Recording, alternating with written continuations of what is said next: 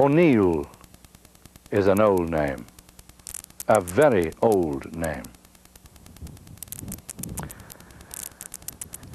But nothing in Ireland, except maybe the land itself, is as old as Newgrange. This ancient tomb was over 3,000 years old at the birth of Christ.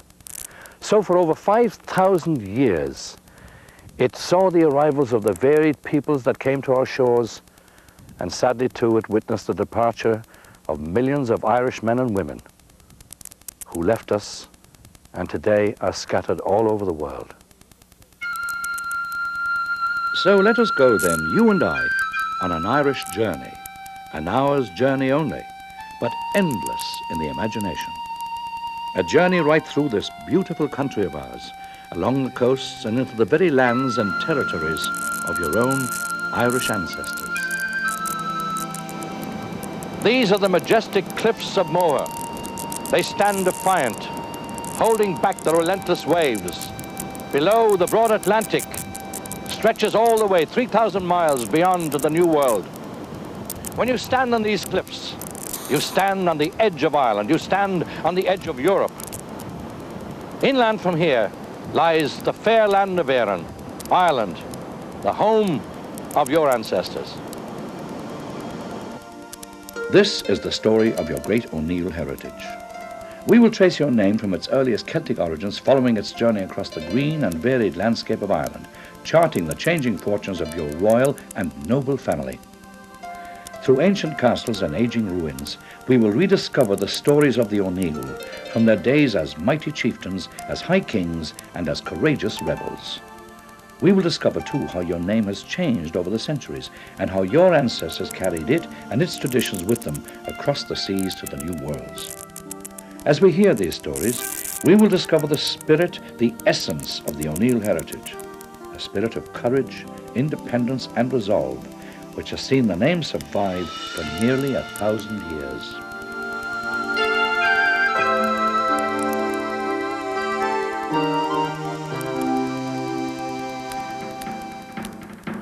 Irish surnames, which began 1,000 years ago, developed in a number of ways.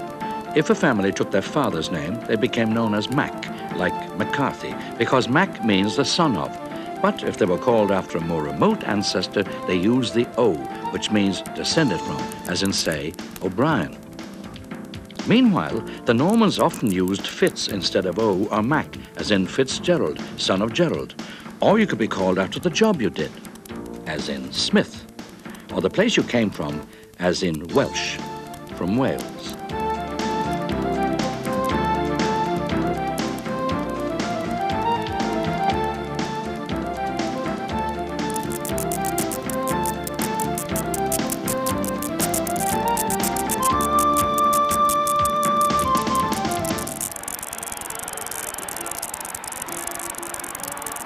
For the 60 million people throughout the world who share an Irish ancestry, St. Patrick's Day is a time for them to come together to celebrate and rejoice in their Irish identity.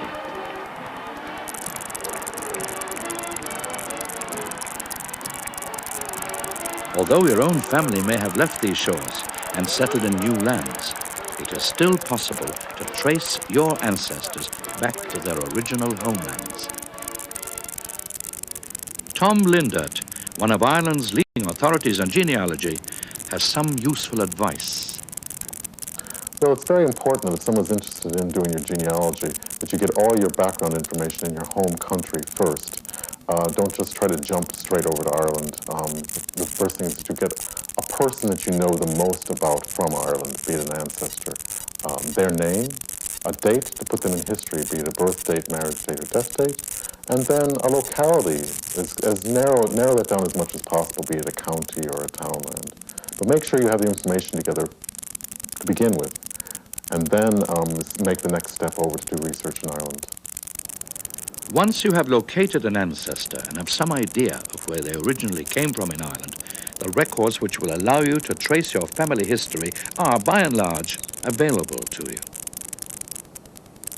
The first place to go to is the National Archives at the Four Courts in Dublin. Documents kept here, such as Griffith's land valuations of the 19th century and the Tithe Allotment books, are invaluable in the search for your ancestors. If we take the case of a particular individual, we can illustrate exactly how these documents can help you. Let's look, for example, at the case of James O'Neill.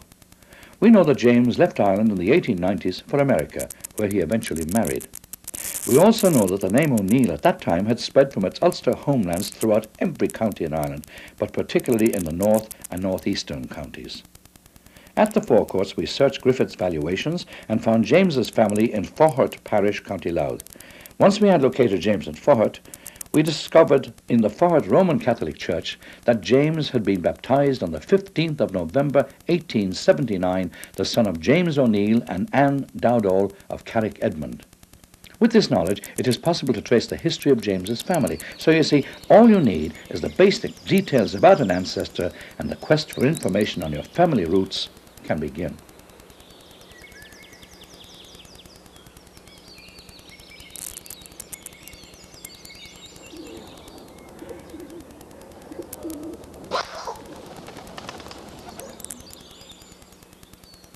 The search for your ancestors is becoming easier all the time, thanks to a recent initiative called the Irish Genealogical Project. This is the Clare Heritage Centre in Corofin. The centre is at the very heart of a new and exciting development.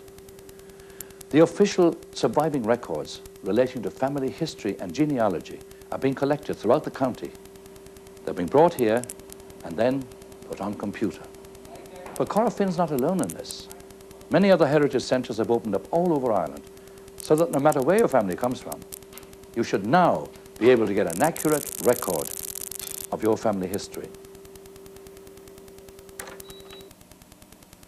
It is possible to trace your ancestors even further back beyond your immediate family, but let's start at the beginning and take a look at the history, the culture, and the country which shaped your forefathers. On the Aran Islands off the west coast of Ireland stands the prehistoric fort of Dún enigmatic, poised over the ocean, its ancient builders a mystery even to this day. Over 7,000 years had passed since the first settlers arrived in Ireland. Hunting in the young forests, they slowly ventured up the river valleys, building their dwellings from rough wood and animal hide, and forming small communities hidden in the forest. 2,500 years before Christ, they had developed a society that was stable enough and wealthy enough to produce these majestic dolmens. This dolmen here is the Poulnabrone dolmen, situated in North Clare in the Burren country. Just another part of the wonderment that is ancient Ireland.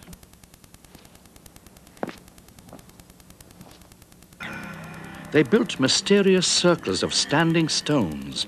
These people we call the Firbolg, or the Fomorians, and the Tuatha De Danann, the legendary children of Dana, goddess of magic. Perhaps these early peoples were among your forebears, people who would have known the names of those who lie under the great dolmens.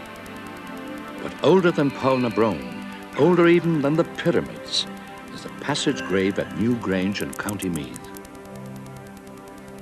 Built over 5,000 years ago and designed so that on the winter solstice each year, at the moment of sunrise, a shaft of sunlight penetrates to the very heart of the mound, illuminating the intricate spirals carved in stone. Newgrange was where they paid tribute to their now forgotten gods.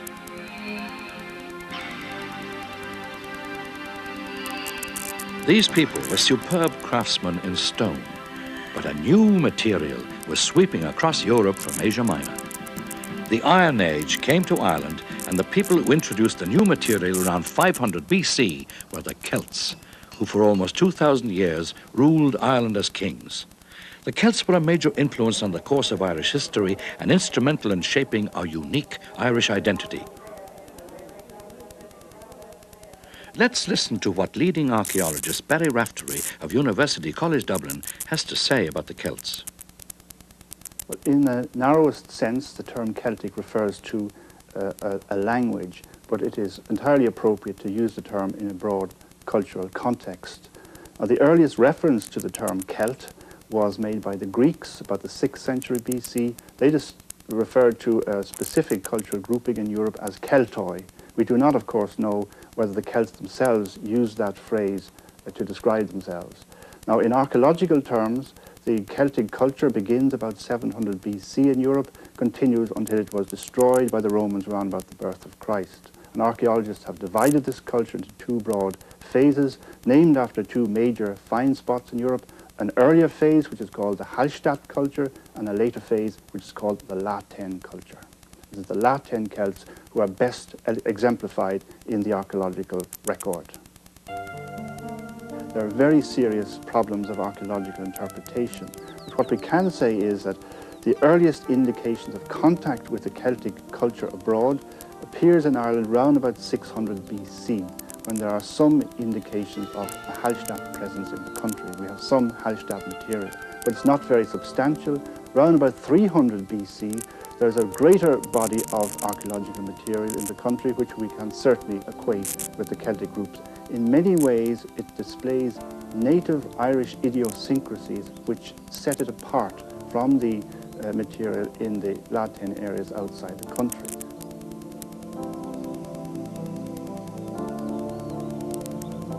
We have a vast body of Celtic literature surviving in the country. We have the epic cycle, the Ulster cycle, we have the Fíneachta, we have a whole range of mythology, we have a superb collection of early Irish nature poetry and other poetry, but probably the principal legacy of the Celts, the most enduring, is our Celtic personality. We certainly have a distinctive personality, a warmth, a friendliness. The classical commentators describe the belligerent character of the Celts. Perhaps we have inherited that too, to a certain extent. But we certainly have a distinctive Celtic personality which sets us apart from all other European cultures.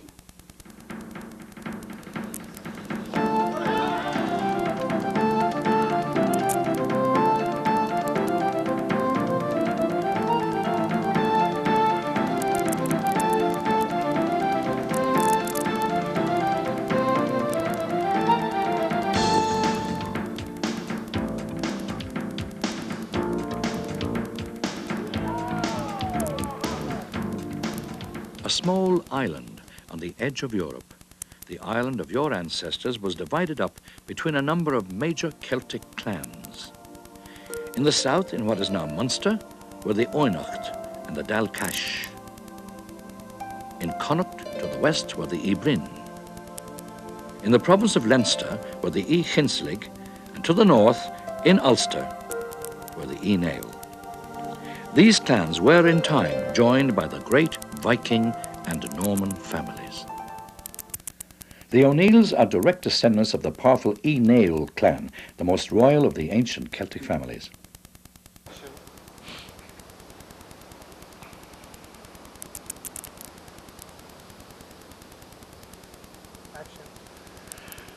I am standing in all that remains of Tullahoge Fort in the county of Tyrone. It was here that for centuries the chiefs of the O'Neill clan were inaugurated.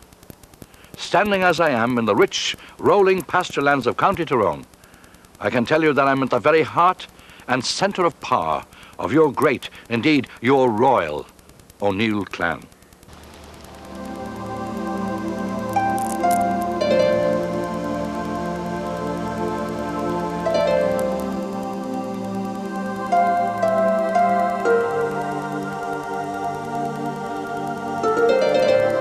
The kingdom of the O'Neills grew into what are now the counties of Tyrone, Derry and Donegal.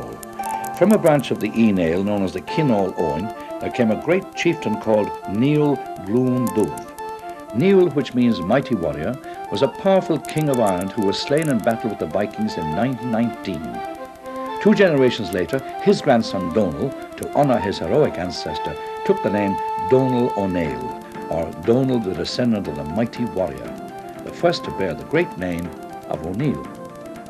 From that day to this, the beautiful land of the County Tyrone has always been at the heart of the O'Neill story. Situated in the heart of Ulster, Tyrone is a green, gentle and softly rolling county, a land steeped in history and rich in scenic variety, a sometimes mysterious but always welcoming land. The O'Neill name has, of course, spread to different areas of the country. Like today, you will find O'Neills in every county in Ireland, with the highest concentrations in the counties of Clare, Derry and Antrim. But like most Irish families with strong roots associated with one place, the O'Neills are still to be found in greatest numbers in the homeland of their ancestors.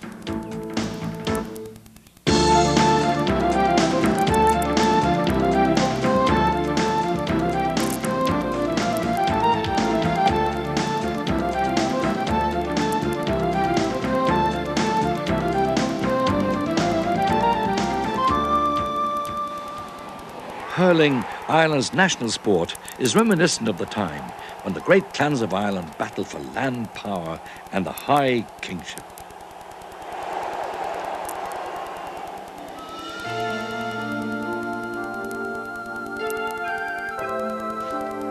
It was the strength of Christianity that forged the first real bonds of unity in Ireland, for the Irish took very well to Christianity, so well indeed that in a very short time her monks had established some of the most important ecclesiastical centres in the Christian world.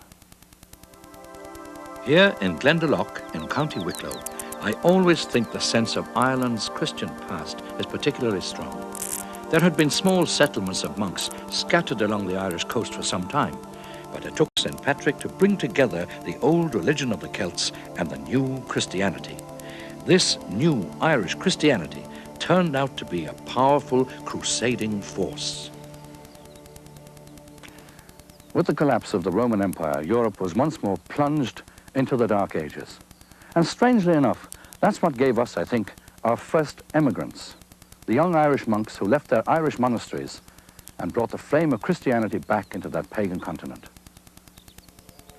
At home in Ireland, the monks built the unique round towers, originally as bell towers, and then later used them for keeping safe their priceless chalices and manuscripts.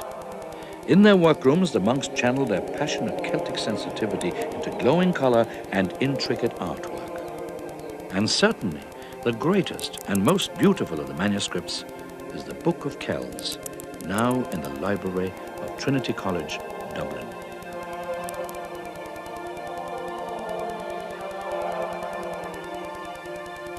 The work of the monasteries, however, was to be disturbed by the arrival of the Vikings. For 200 years, they came as pirates to plunder gold from the great Irish monasteries. However, in 1014, they were finally defeated in battle by the High King of Ireland, Brian Boru, after which they became fully integrated into Irish society. The Vikings built Ireland's first towns and cities, including Dublin, Wexford, Cork, and Limerick.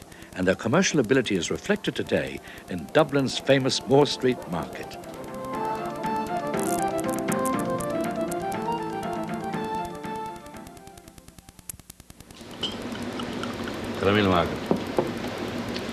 The Vikings left an indelible impression on the Irish. And with their demise as a great power, coupled with the death of Brian Boru, meant in fact that the High Kingship of Ireland was up for grabs. What followed was almost a century of political instability and unrest, in which the greater Irish families fought amongst themselves for the title of High King of Ireland.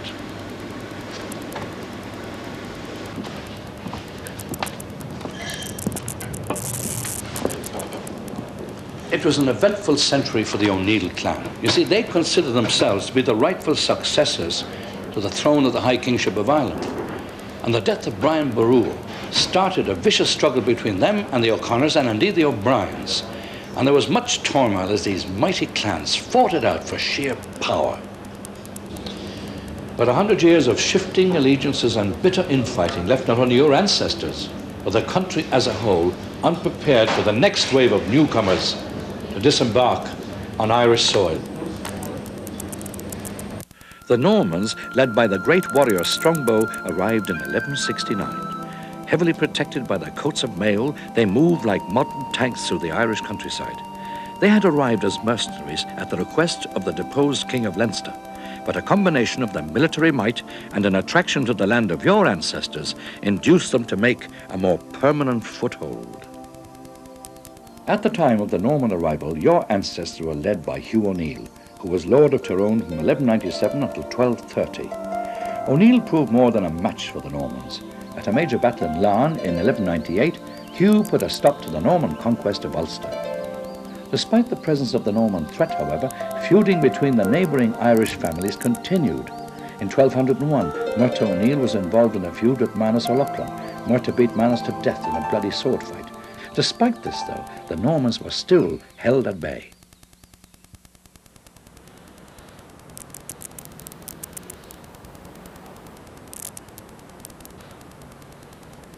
The arrival of the Normans made not the slightest difference to the fortunes of the mighty O'Neill clan, even though the Normans threw up mighty castles like this magnificent castle here at Carrickfergus. It made not a whit of difference to the O'Neills because at that time the land around here was deeply wooded, and the O'Neills were more than a match for any Norman who tried to penetrate or cross the lands of the mighty O'Neill clan. Following his victories in battle, Strongbow took the hand of the King of Leinster's daughter, Eva, in marriage, and less than 2 years later, he had taken the crown for himself. Stony towers are not always protective, for here in Waterford, at Reginald's Tower, the marriage of Strongbow and Eva started a trend that would eventually undermine Norman influence in Ireland. You see, within a century, the Normans and the Irish intermarried, and the Normans adopted the Irish language and culture to a degree that made the English King John declare, "The Normans are more Irish than the Irish themselves." Following a disagreement over land boundaries in 1208, a savage battle was fought with the neighbouring O'Donnells of Donegal. Casualties were heavy on both sides and Hugh's power was greatly weakened. 3 years later, however, after this vicious battle, the combined army of O'Neills and O'Donnells declared open warfare on the Normans. They first destroyed the castle at Clonus, and then the Norman stronghold at Carrickfergus was burned to the ground. By 1221, Hugh's army had taken Coleraine. They had also raided Dublin and even confronted the O'Connors in Connaught. The campaign came to an end when Hugh died in 1230.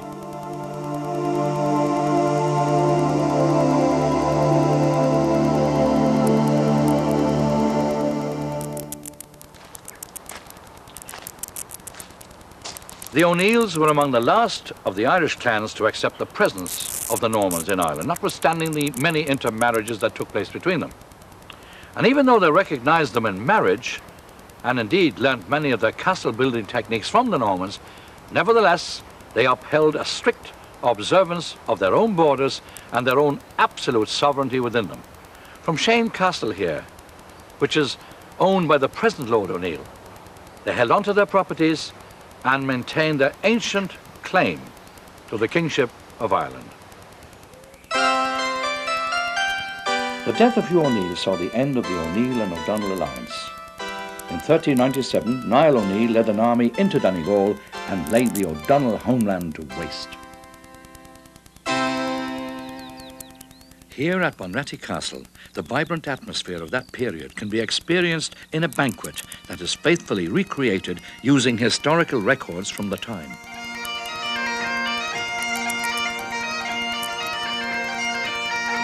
My noble lords and ladies, my noble guests, the entry of your host this evening, the Earl of Thomond, Mr. Joe Lynch. Food and drink in the old style, music and song. This is how your ancestors entertained their friends. This castle now awakes, its ancient glory stirred. The clink of mail and laughter fills its halls, and we inherit all its chivalry. Bunratty bids you welcome. A toast to all you here. Sláinte is sail. Sláinte is sail. Let the banquet begin.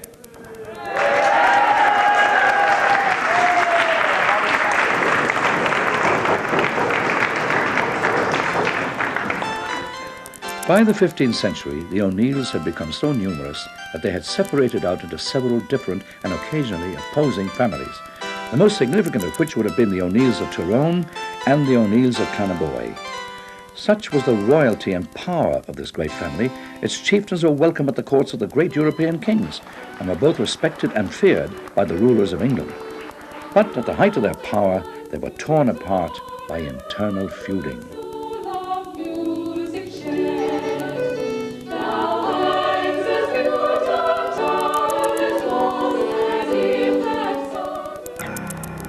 In 1474, a great conflict arose in Ulster. The O'Neill chieftain of Tyrone led an army into Donegal.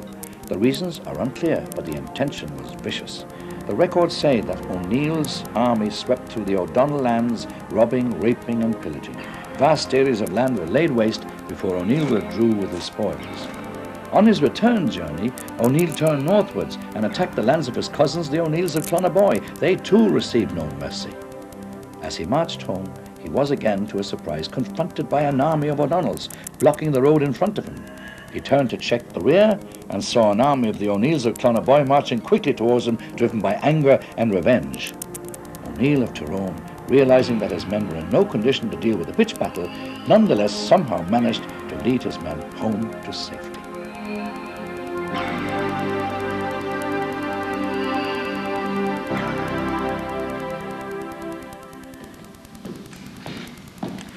During the 1500s, the power of the Celtic chieftains began to wane under sustained military pressure from the forces of the English crown.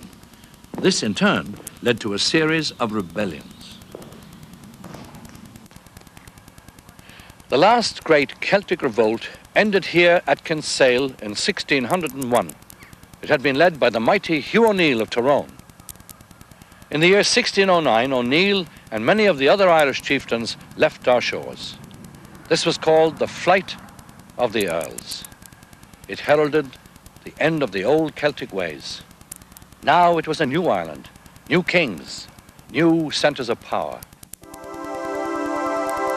Flight of the Earls is a testament to the concept of Ireland as an independent nation, the Celtic aristocracy choosing exile rather than submission.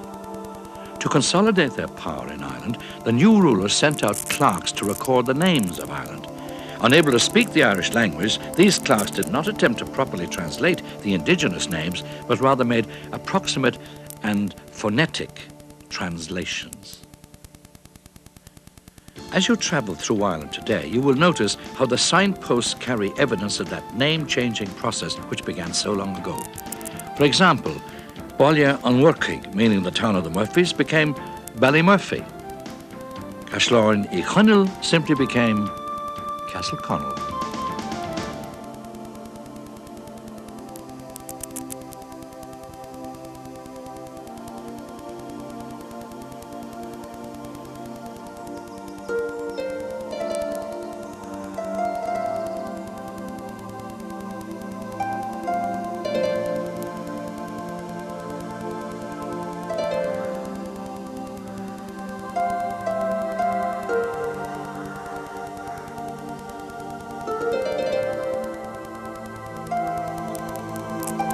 The essential Irish culture, however, remains strong and vibrant, and despite continued assault, it has remained so to this day.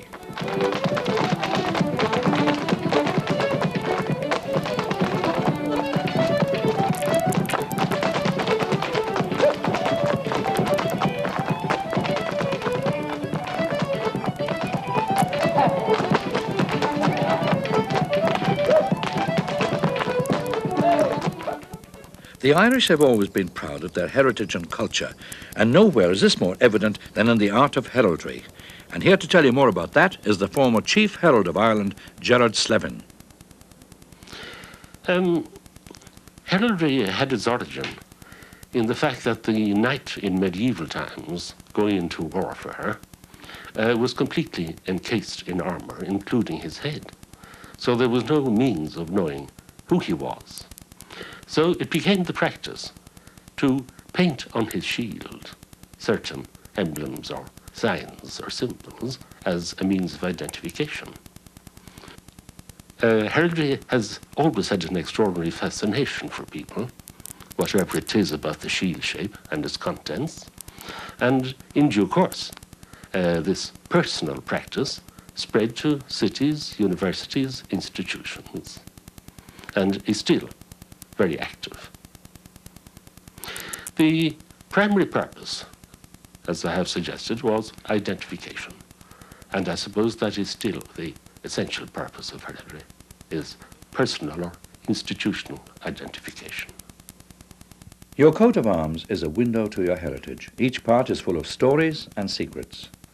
The shield displays two red lions in the combatant position placed against a silver background. The lions represent great strength and deathless courage. Between them they support a hand neatly severed at the wrist.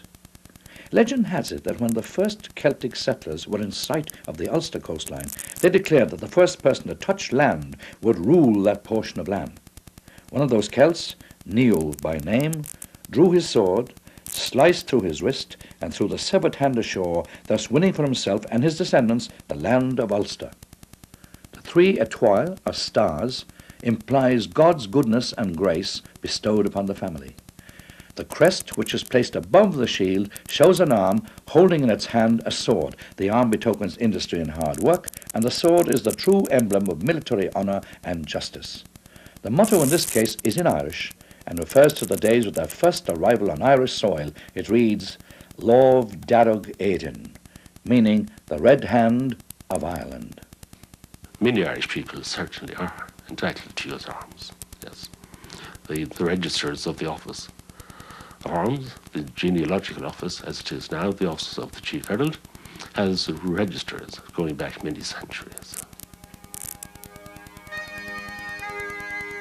The 17th century saw England convulsed by 2 civil wars in which Ireland inevitably became involved. The Second War was actually fought entirely on Irish soil between 1688 and 1691 and led to disastrous consequences for the Irish.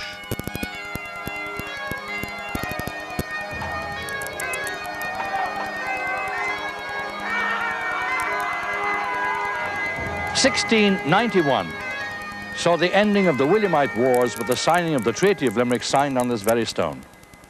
The wars are fought between 2 kings, William of Orange and James II, both of whom laid claim to the throne of England. In the event, victory went to King William.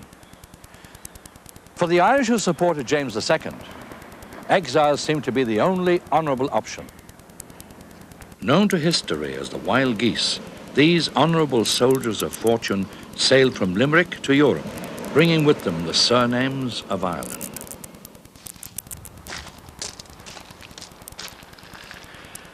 The loss of the great Hugh O'Neill saw a decline in the fortunes of the O'Neill clan. Exhausted as they were in their struggles with Queen Elizabeth I, they were no match for the armies of Cromwell. And when the Williamite Wars started, many O'Neills fought on the side of King James. So that when the Wild Geese left Limerick, many O'Neills sailed along with them. They served on far foreign fields from Dunkirk to Belgrade.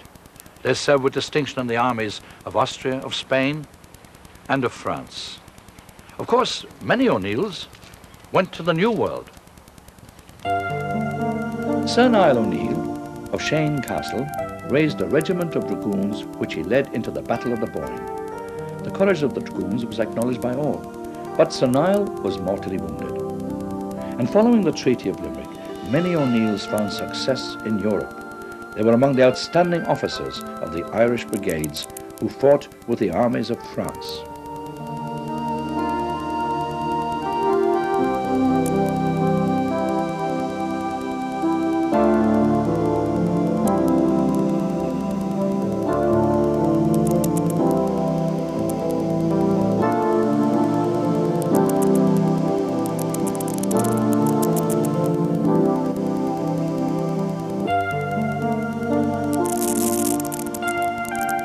From the days of the early Christian missionaries to the present day, emigration has been an integral part of the history of the Irish people. From this small nation, millions of Irish people have traveled the world over to Europe, Asia, the Americas, Africa, and Australasia. Although many left in search of adventure or to find their fortunes, many others didn't have the choice. In the aftermath of the Wild Geese, which had seen the best and brightest of their day depart, Ireland was to undergo many changes, the most dramatic of which was the massive transfer of land ownership. As the land changed, so too did the politics. In 1801, the Irish Parliament in Dublin was dissolved, and as the last vestiges of power dwindled, so too did the wealth of the country, and the land sank into poverty. In 1845, a blight arrived. The potato, the staple diet of the Irish people, was totally destroyed, so began the great Irish famine, and so too began the greatest migration of the Irish people. Plentiful supplies of foodstuffs were exported to Britain, while the Irish people were faced with emigration in order to survive. A letter written in 1847 captures the sense of devastation. It is early morning as I write this last note before departing. We now join a huge army forced to leave their native land. The heavy morning mist is a fitting curtain for the final scene, the climax of all our strivings against impossible odds.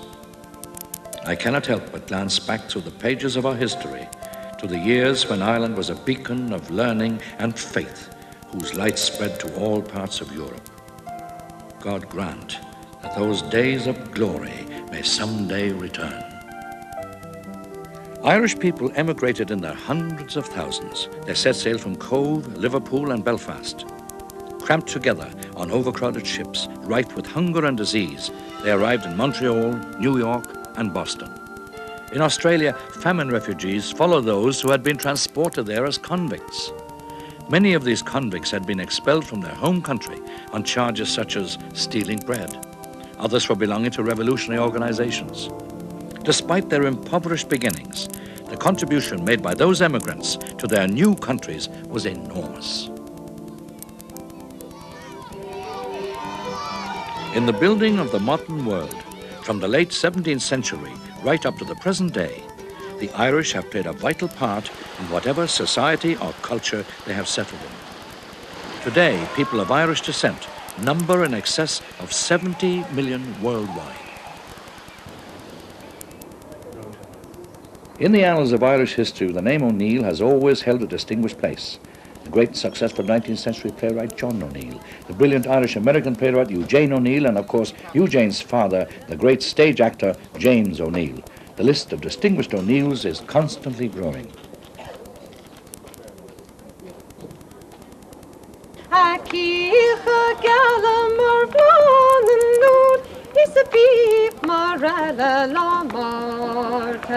Is Tassa Maroon, Maroon, Maroon. Is Tassa Maroon, is Magragan. Is Tassa Maroon, is Mahaman Goban. Shilma Crackdown to Wagon Mudbarin.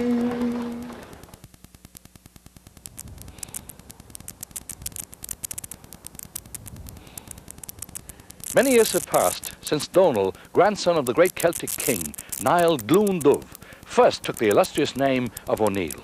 As an O'Neill, when you come to Ireland, there are many places, of course, you will want to visit. But above all, you must come here to Ulster, to the beautiful mountains of Mourne, because here is truly the gateway to your illustrious O'Neill heritage. From the earliest days of Irish history, the great name of O'Neill has been at the forefront of Irish life. Those O'Neills who chose exile and emigration rather than defeat brought their traditions of courage and wisdom to their new homes. Across the world, the name O'Neill is still born with pride.